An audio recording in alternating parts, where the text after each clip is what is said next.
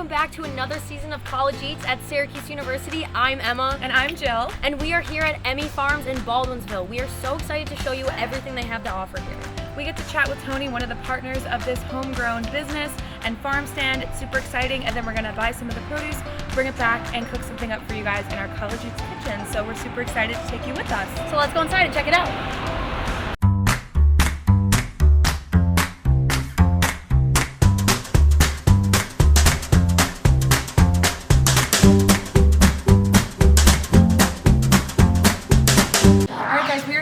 Emmi Farms, one of the two locations, and I'm here with Tony, and it's really great to have you with us. So could you tell us a little bit about the two locations, how it got started, your involvement? Yeah, sure. The farm in Liverpool, well, we just have a farm stand there, and that was our original, actually the original farms were over in that area, and now we just have the farm stand there, which we run. We came out here in 94, 95 and started here. So we've been here for quite a while. Wow. And so what goes into the store? How much are you guys doing out there? Wholesale, I know you had mentioned that. How does that work? So the stands and the markets, like we go to the market on Saturday in Syracuse, that runs about 20% of our business. And then the other 80% is wholesale, which we sell to stores, grocery stores, wholesalers, terminal markets, that type of thing. And what's your favorite part about being on the farm? Just growing. I love to grow things. Mm-hmm. I'm not so keen on the business part of it, but I really like to grow things. Okay, so what is a good season to be here? What should we be getting now? What's the season? So right now, just about everything we grow except for the early crops. I guess it'd be easier to start in June when we start with strawberries. The next crop is usually blueberries in July. Those are the main fruit crops early. And then as we get into July, we start with squash and corn and early cabbage. This time of the year, just about everything is in. So late August, September is probably the best time. There's cucumbers, tomatoes, peppers. So is there any best-selling produce that you have? Anything that's your specialty? Yeah, because sweet corn is probably what we're known for the best. And then I would say tomatoes and strawberries.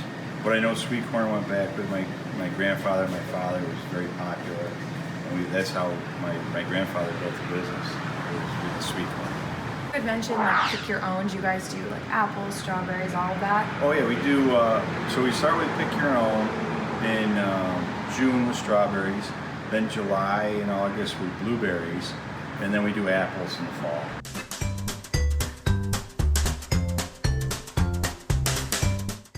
We are down here at Emmi's Plums, and we were shown around by one of the family members of Emmi, and she actually loves canning the plums. And she said that we could have a little one, so you pluck it. And they're not at their peak sweetness right now, but you just said you dust them off a little bit, get up close for you so you can see it, and you take a bite. And look at the color right now. That's because they're not fully ripe yet, but they're still really good. And she said they're perfect for canning. You just add a little bit of sugar, and then you can eat them all year round. They also have apple trees, and the apple trees are actually part of the You Pick, and so they let people come around and you get to pick some apples. These apples aren't at full ripeness yet, so these aren't the ones that you'll be picking right now. You actually pick them back deep there, but as you can see, they're getting really nice color as we're coming up on apple season. All right, guys, we're heading back to the College Eats kitchen to whip up some late summer recipes. Stick with us, guys. Oh, hey guys, welcome to College Eats at Syracuse University. Today, we are using all the fresh produce that we got at Emmi's Farmers Market. So we are gonna start with the fresh tomato, roasted corn, and fresh cilantro salsa, and then we're also gonna do green fried tomatoes, which are perfect because they're in season right now. So come on, then let's get started.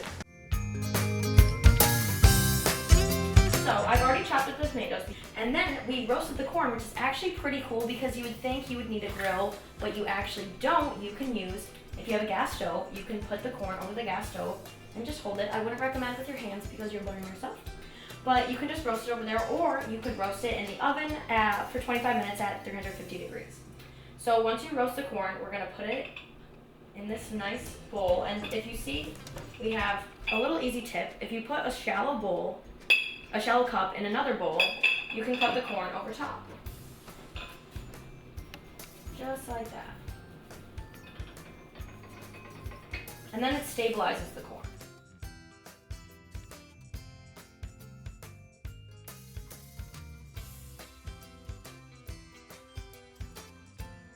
Okay, so now we're gonna pick some cilantro, and there's actually a method to this madness. You are gonna take the top 3 leaves off and then pop them in your pile.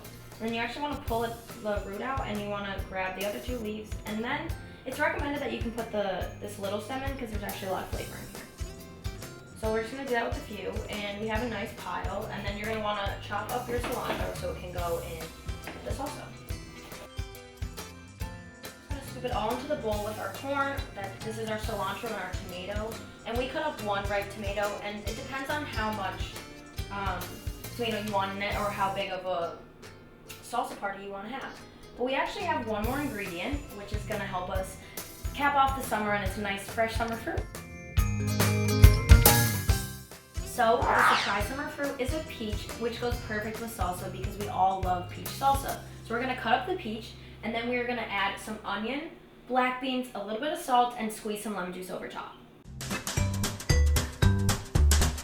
So now we're going to add in our beans, and we can have a can of beans, and we're going to take about 2 heaping scoops of black beans. You can also use pinto if you want, but we're going with the traditional black. And then you're just going to sprinkle a little bit of salt over top. And then finally, you're going to cut your lemon and just roll it up so the juice is ready to come out. And then we're just going to squeeze that on over top. Alright. And then you're going to mix all that in together.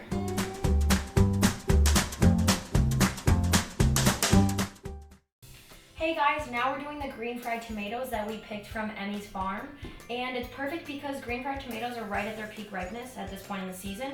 So they're going to be super great taste with a little bit of crunch. So right now we need to heat up the canola oil first, and you're going to add 2 cups of oil, and then I'm just topping it off a little bit right now, and we're going to heat this up and let this get going.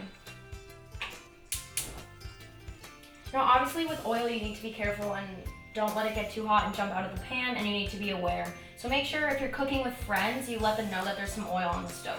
And this is actually a great recipe to make with friends because it's perfect for a backyard barbecue, a get-together, a family party, because green fried tomatoes work for a great appetizer. Okay, so now we're gonna make the batter so we can fry these green tomatoes. So you're just gonna have 1 egg, and you're gonna crack it into, and this is gonna be your wet bowl, so you're gonna crack it into a separate bowl. And then you are gonna have your dry ingredient bowl, but first we're gonna add a pinch of pepper to your egg, and then a pinch of salt. And then you wanna whisk that up, so you mix it all together. You wanna break the yolk and get it to a nice consistency. And for the dry ingredients, you can do this however you normally bread any type of breaded chicken, any type of that breaded eggplant, but we did 1 cup of flour and then a 4th cup of breadcrumbs.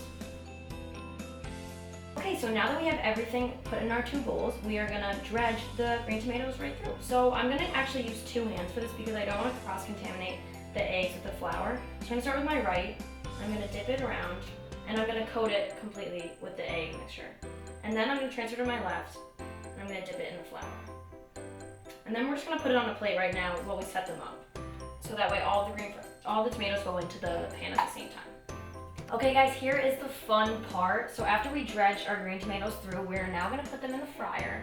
And you can tell your oil's ready when you put your hand over top and you can feel some heat. Don't get too close because it is really hot. And you can put it, if you need an exact time, you can put it on medium for about 15 minutes. So we're gonna drag this, and you want tongs because you can't put these directly in with your hand because you're frying them, so it's just not safe. If you can hear that sizzle, that's nice.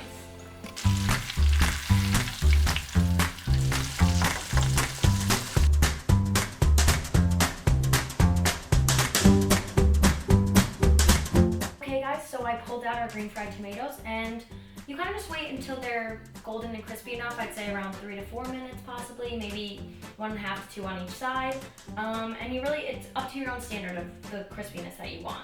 But so we have them all done right now, and they look absolutely beautiful, and I'm really excited to try them. So we put our salsa on top of our green fried tomatoes, and I'm so excited to try. Another way to do this is if you have any aioli or any dipping sauces you like, because green fried tomatoes can basically go in anything. Thanks so much for watching, guys, and we just want to say a big thanks to Emmi Farms for giving us the peaches tomatoes, and we had so much fun making all of this stuff. At Emmi Farm, they actually are starting their You Pick apple season, so get out there because there's so many delicious recipes that you can make with apples. We know that we'll be using them. And follow us on social media at SU College Eats. We'd love having you guys on the show today. Thanks, bye!